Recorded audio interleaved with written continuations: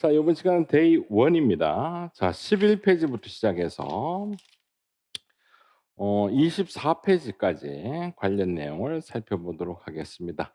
자, 처음에 이제 정보의 어원부터 나옵니다. 자, information이라고 하는 게 뭡니까? 라고 얘기했을 때, 자, 단순한 지식이나 데이터를 일컫는 말이 아니라 정보가 생산되고 전달되는 총체적 과정을 우리가 information이라고 얘기를 합니다. 자, 생산되고 전달되는 총체적인 과정을 얘기를 하더라 하는 거 봐두시고. 자, 반면에 자, 참고 레퍼런스라는 말은 뭐 나르다 전하다라는 의미를 가지는 것으로 정보를 구하는 사람, 책, 저자에게 보내거나 안내하는 역할을 하는데, 자, 이런 내용들보다 가장 중요한 내용은 요게 내가 굵은 글씨로 해 드렸습니다. 자, 창고 봉사 생성 초기의 활동이 질문 요구에 대한 해답을 하는 게 아니라 해답이 있는 곳으로 안내하거나 도와주는 활동. 자, 이거를 우리가 인적 협조라고 얘기를 하는 겁니다. 그래서 누군가 질문을 하면 여러분들이 해답을 그냥 다 찾아주는 게 아니고 어디에 있다 정도 안내하는 거죠. 예. 학원 혹은 책을 어떻게 찾아야 됩니다라고 도와주는 활동. 이런 것들을 우리가 인적 협조라고 얘기를 합니다. 그래서 인적 협조에서 창고 봉사가 시작이 되었습니다. 이 개념이.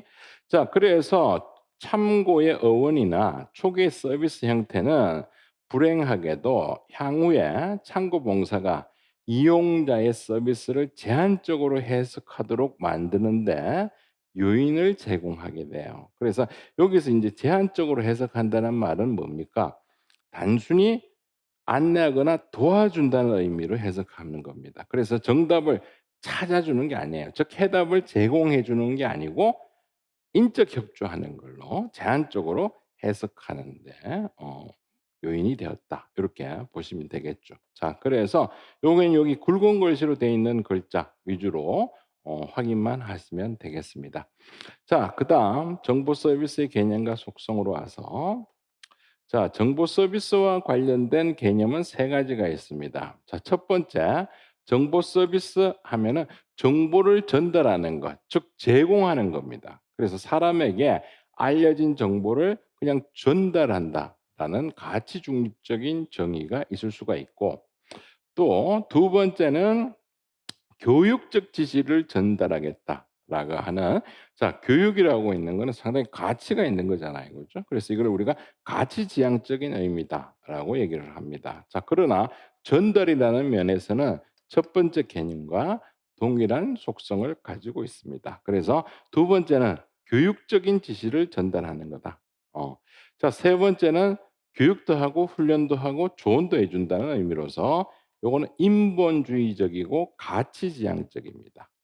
요렇게 해석이 됩니다. 자, 따라서 정보 서비스의 정의하면은 가치 중립적인 정보 제공과 그다음에 교육적 의미, 교육적 지식을 전달한다는 것.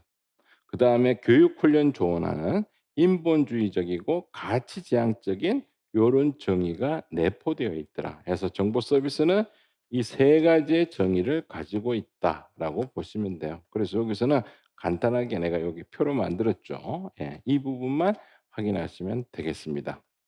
자, 그다음 뒤에 가서, 자, 첫 번째 줄 보겠습니다.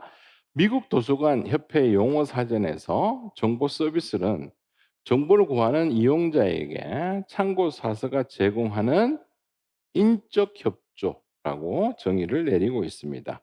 자, 여기서 정보 서비스의 핵심 개념인 인적 협조라는 단어가 나오는데, 자, 이것은 이용자를 돕는 다양한 활동을 얘기합니다. 그래서 아까 우리 봤던 인적 협조의 개념의 초기 개념에는 해답이 있는 곳으로 안내하는, 예, 중심 개념이었지만 이제 시간이 흐름에 따라서 안내만 할 것이 아니라 지도, 상담, 교육의 의미로 확대가 되었습니다. 그래서 나중에는 질문에 대한 해답이라는, 해답을 찾아준다라는 적극적 개념도 이제 추가가 된다는 거예요. 그죠? 예. 그래서 안내 줬다가 처음에는, 그다음에 지도 상담 교육까지 넓혔다가 그다음에는 해답을 찾아준다는 거 그죠? 예. 정답을 찾아주는 것으로 넓어졌다 해서 자 요게 첫 번째, 요게 두 번째 그다음에 요게 세 번째 되겠네. 그죠? 그래서 1, 2, 3 요런 식으로 점차 커졌다라고 합니다.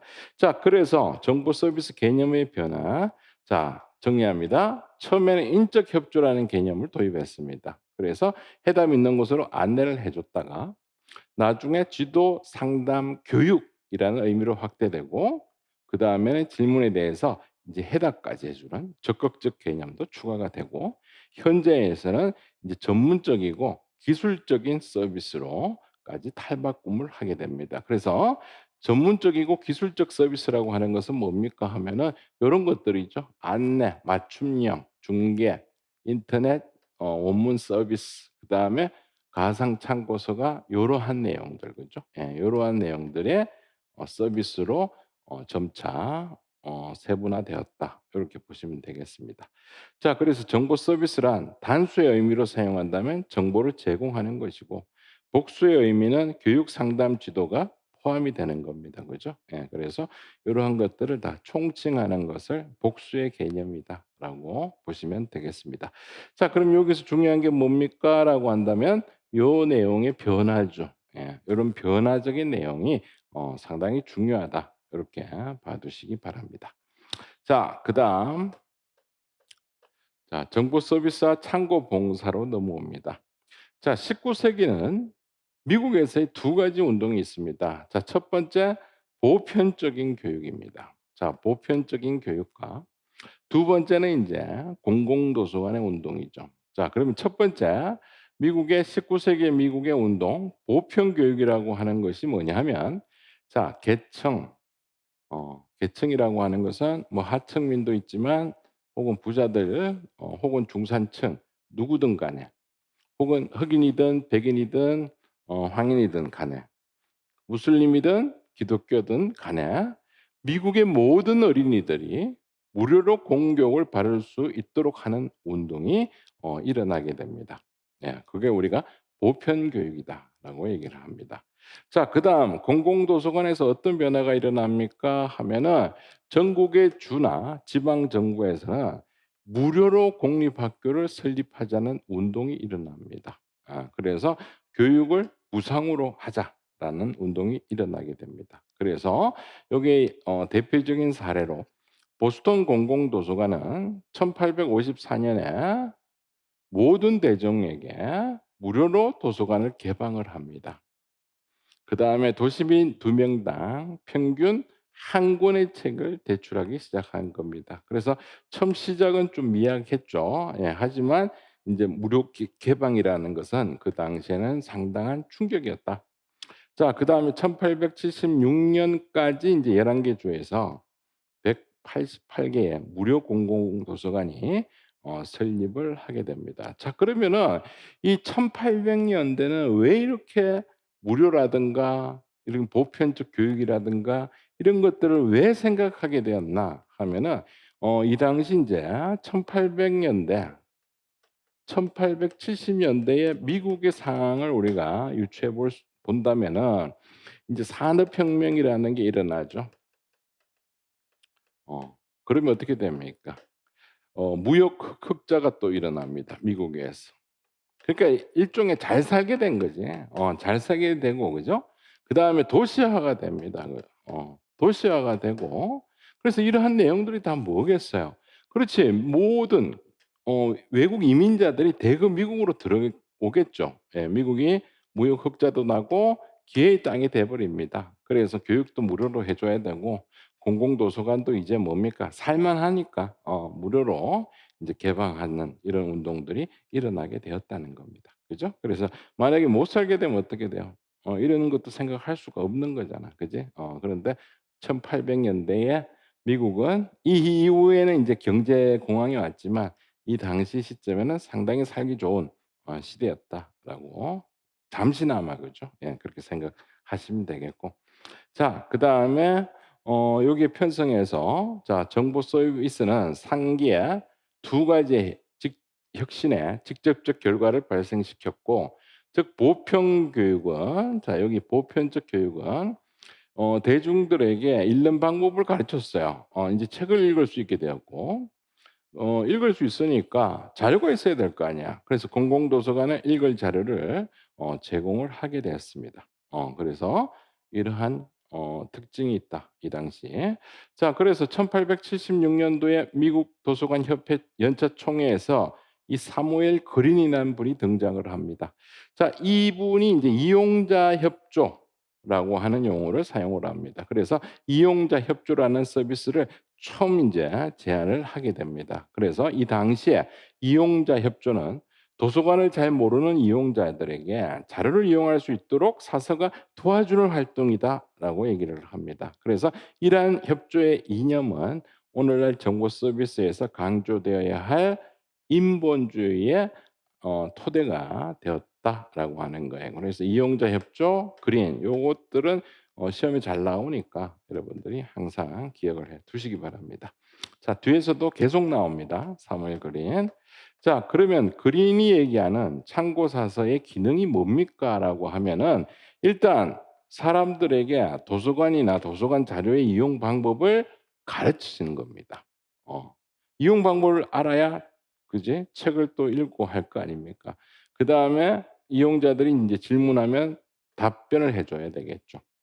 그다음에 책도 양수도 선택할 수 있도록 도와줄 수 있어야 되고 그러면 이러한 모든 걸 하기 위해서는 일단 사람들이 도서관으로 와야 될 거 아닙니까? 그죠? 그래서 오게 하기 위해서는 뭐다? 지역 사회 내에 홍보를 해야 되겠죠. 그래서 어떻게 보면 이게 가장 시작이죠. 예 홍보를 할 수 있도록 하는 여건이 마련되고 홍보를 해 놓고 사람들이 왔을 때 이용 방법이나 혹은 질문에 답하거나 양서까지도 선택해 줄 수 있도록 그렇게 하는 기능이다. 요렇게 봐 두시고. 자 그다음 우리가 또 기억해야 될 게 참고 업무라는 게 있고 봉사라는 게 있습니다. 자 어떤 게 여러분이 딱 봤을 때 느낌이 좀 일 같습니까? 어떻게 사무적인 일 같은 그런 느낌. 그렇죠. 업무라고 하니까 워크가 생각납니다. 일이죠. 어. 근데 봉사 서비스잖아.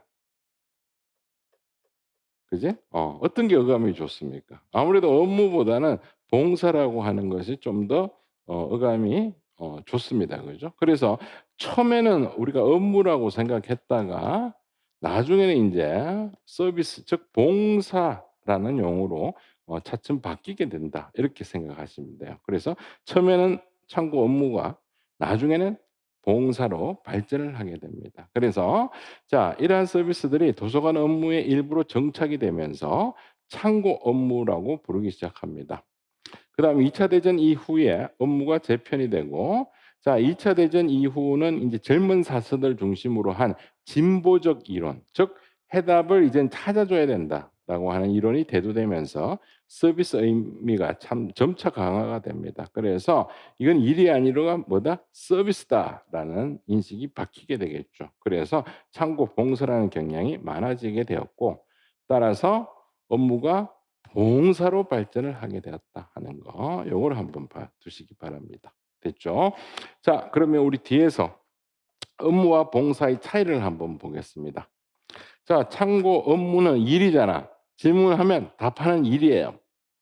그다음에 정보를 제공하거나 문헌 조사하는 요런 직접적 기능에 속합니다.